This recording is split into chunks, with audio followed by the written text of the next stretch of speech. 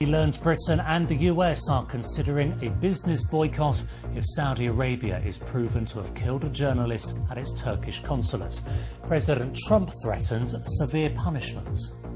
I will be also calling King Salman of Saudi Arabia because I think it's appropriate for me to ask him what is going on. Polls will open soon in Germany's Bavaria region, with allies of Chancellor Merkel under pressure from smaller parties. March of the migrants on the road with the Honduran families defying Washington to seek a better life in the United States. And like father, like son, Schumacher Jr. wins his first driver's title.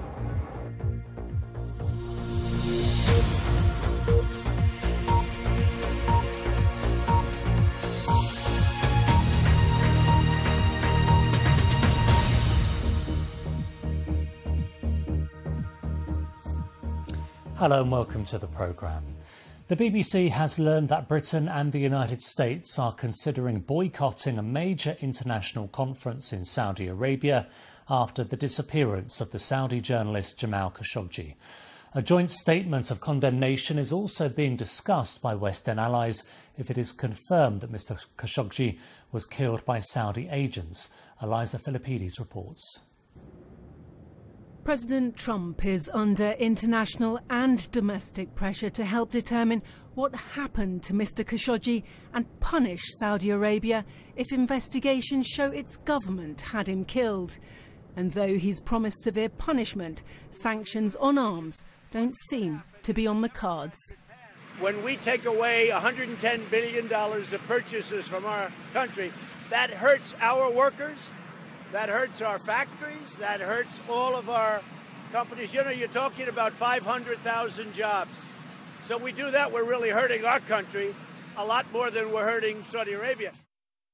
Successive US administrations have referred to the Saudi government as an important partner, and the flow of US arms to the country has flourished. On a visit to Riyadh in May last year, the president signed new defence deals.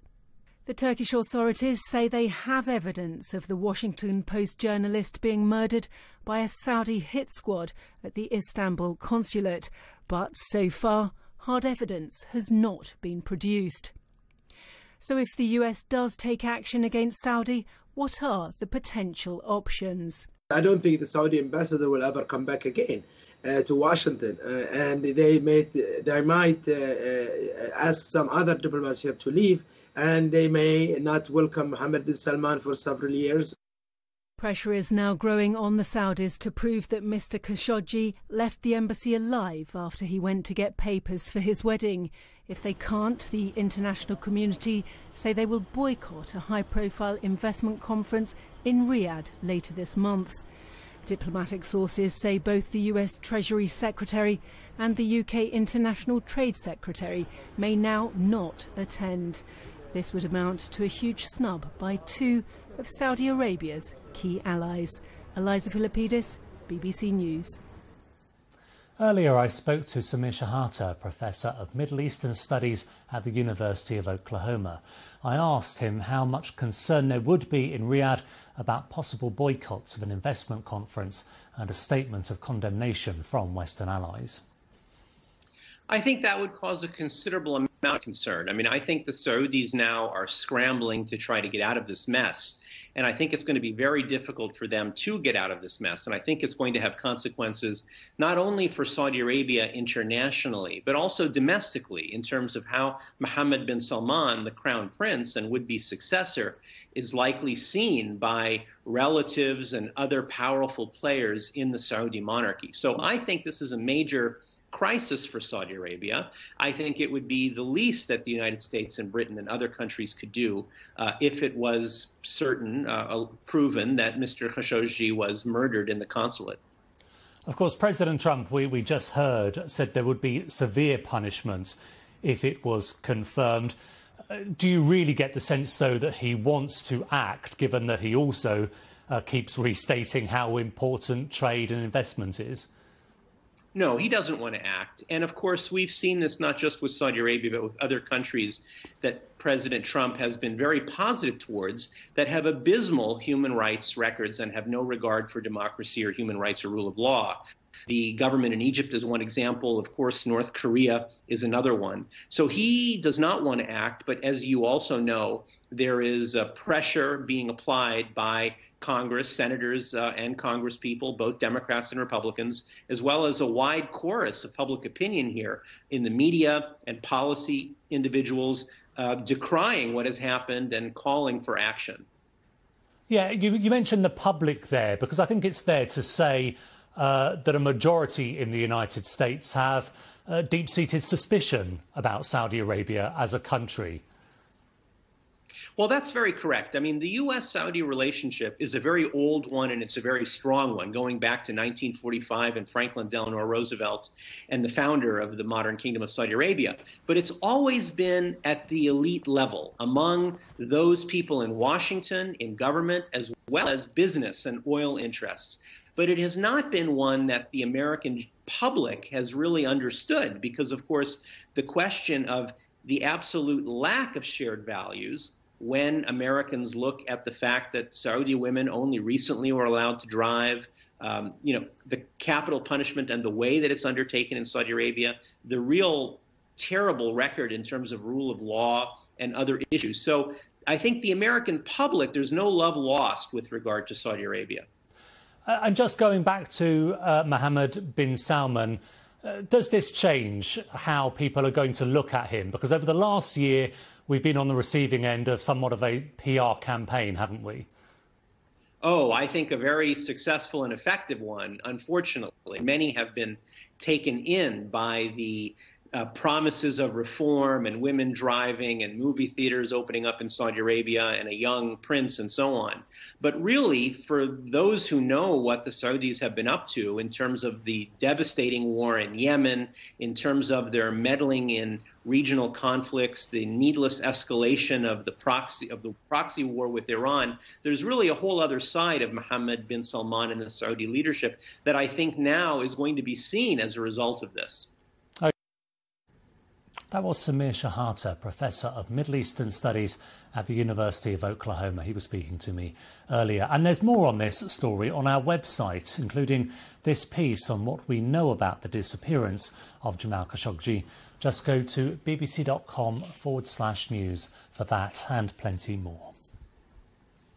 OK, let's take a look at some more stories now. And Donald Trump has thanked Turkey's President Recep Tayyip Erdogan for the release of an American pastor from detention after 2 years. He welcomed Andrew Brunson at the White House, where the pastor knelt and led him in prayer. Mr. Brunson was detained in Turkey on charges of links with the country's failed coup in July 2016. He denies the allegations.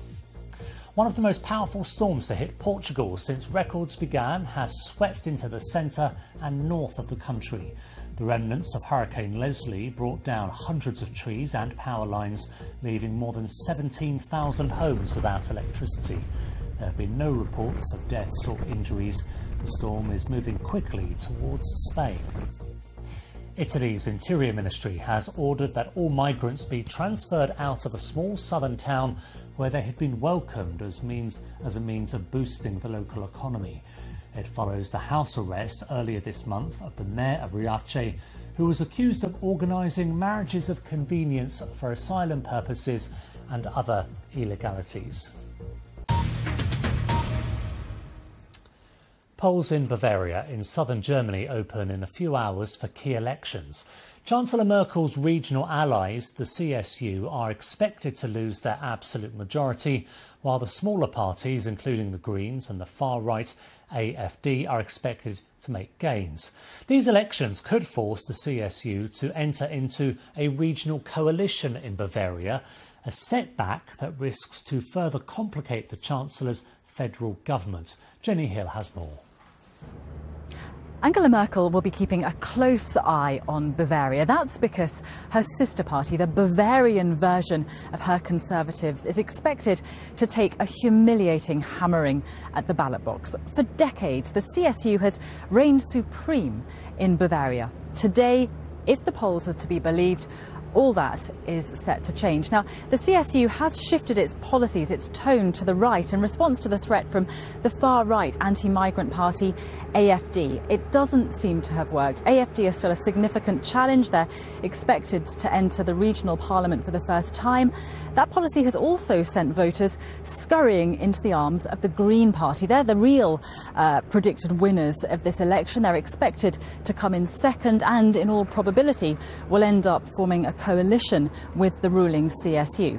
Now, what does all this mean for Angela Merkel? Well, her critics will say it's humiliating. She is, of course, associated with the party, although its leadership have in recent months attacked her. It's likely to mean potentially a new face at her coalition table here in Berlin if the CSU decide to give their current leader, Horst Seehofer, her interior minister, the boot. But the real reason that Berlin and other European capitals will be keeping such a close eye on Bavaria is this. What's happening there illustrates perfectly the complexity of the challenge faced by Europe's old established centre-right and centre-left parties. This isn't just about the rise of the far right. It's about voters turning their backs on those traditional parties and heading instead towards smaller and in some cases newer political movements.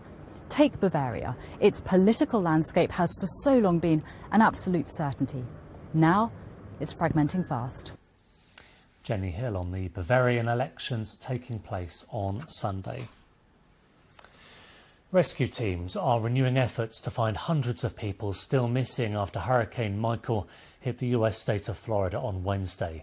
At least 17 deaths have been confirmed so far. There are fears the death toll will rise. Jerika Duncan from our US news partner CBS sent this report from Panama City on the Gulf of Mexico. Toppled trees and downed power lines made some roads impassable. The only way to reach the stranded was from the air. We took a helicopter ride with a Coast Guard team from Detroit, and the wreckage below was staggering. Here's a marina off the nose here. This is pretty much devastated. Wow, look at that. Yep.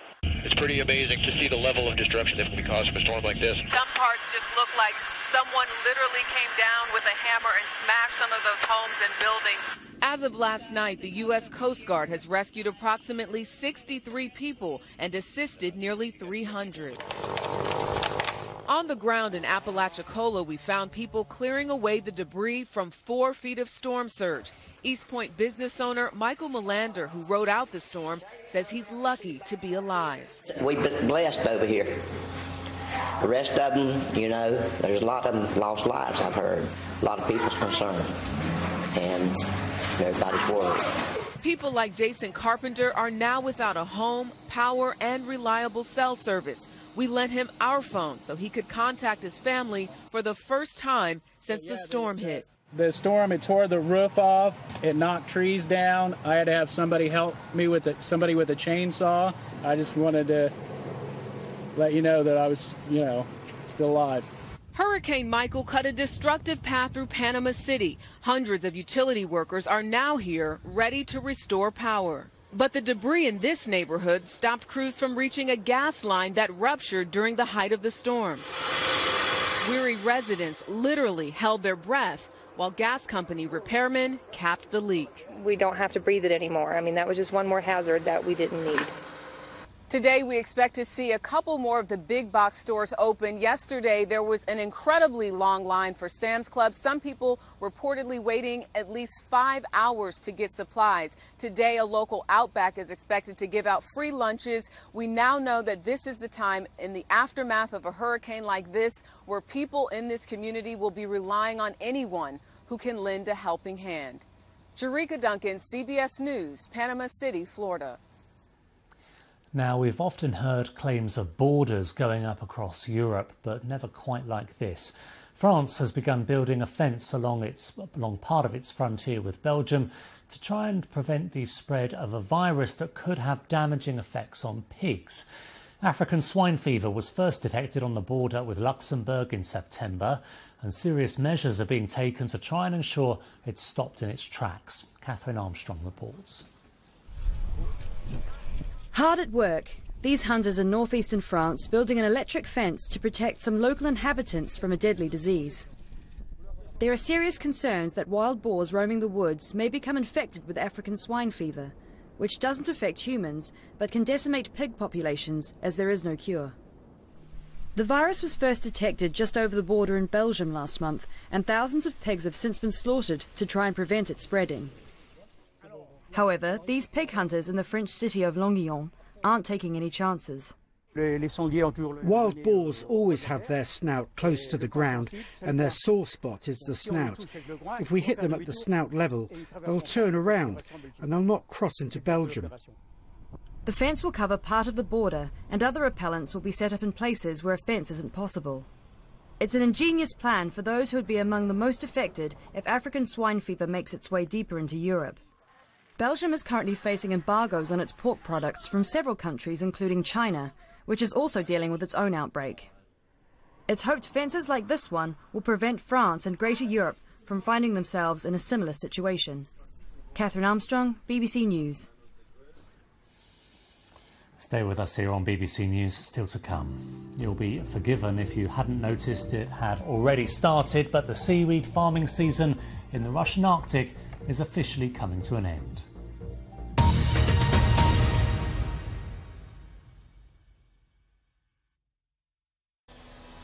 Parts of San Francisco least affected by the earthquake are returning to life. But in the marina area, where most of the damage was done, they're more conscious than ever of how much has been destroyed.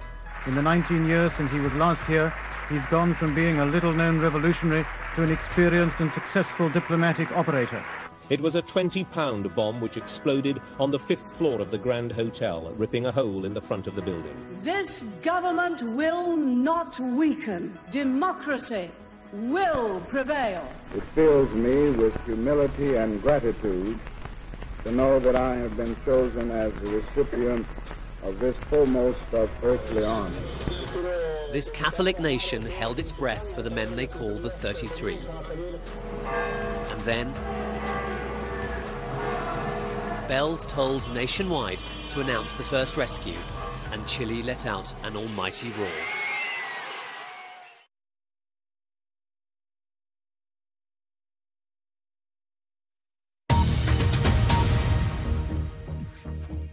Welcome back. You're watching BBC News, the latest headlines.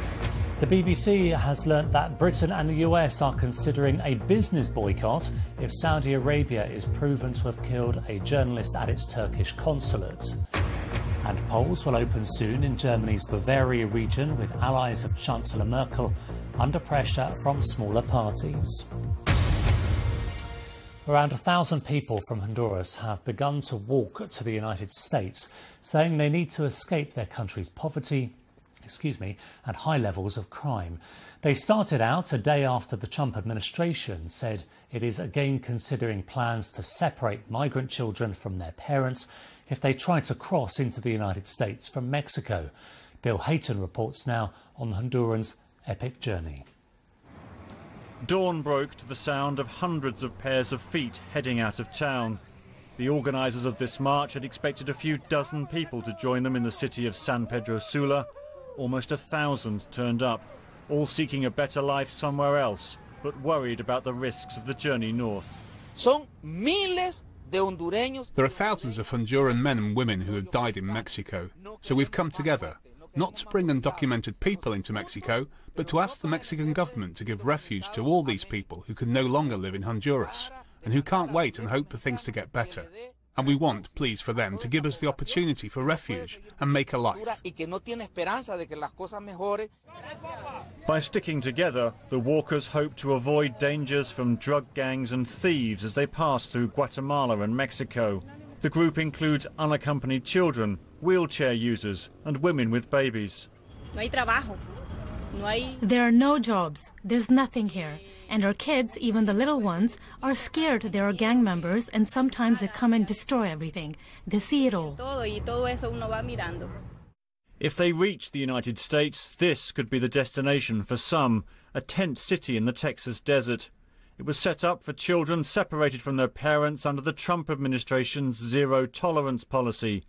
Now, say officials, it only holds children who arrive alone. But President Trump is talking about going back to zero tolerance. If they feel there's separation, in many cases, they don't come. But also in many cases, you have really bad people coming in and using children. They're not their children. They don't even know the children. They haven't known the children for 20 minutes, and they grab children and they use them to come into our country. But the migrant marchers don't seem deterred by the president's tough talk. They seem prepared to take the many risks of the road ahead. Bill Hayton, BBC News. On to motor racing, and a famous German name is celebrating after winning the Formula 3 European Drivers' Championship. Mick Schumacher, the son of legendary driver Michael Schumacher, of course, clinched the title at Hockenheim. Some are now wondering if Schumacher Jr. might follow in his father's footsteps and make the leap into Formula 1. Here's the BBC's Tim Allman.